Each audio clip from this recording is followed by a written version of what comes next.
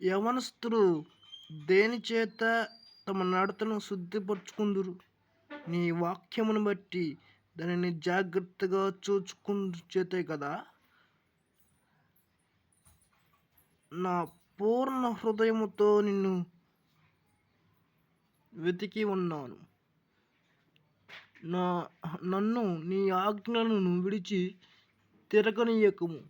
నీ ఎదుట నేను పాపం చేయకున్నట్లు నా హృదయములో నీ వాక్యమును ఉంచుకొని ఉన్నాను.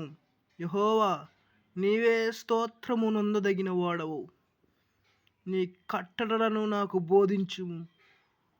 నీ నోట నీవు సెలవిచ్చిన న్యాయ విధులన్నిటినీ నా పెదవులతో వివరించుదను. సర్వ సంపదలు దొరికినట్లు నీ శాసన మార్గమును బట్టి నేను సంతోషించుచున్నాను. నీ ఆజ్ఞలను నేను ధ్యానించెదను. నీ త్రోవలను మన్నించెదను.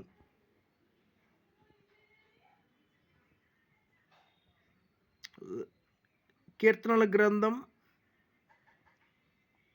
119, 9, 10, 11, 12, 13, 14, 15, 16. లైక్ చేయండి, షేర్ చేయండి, సబ్స్క్రైబ్ చేయండి.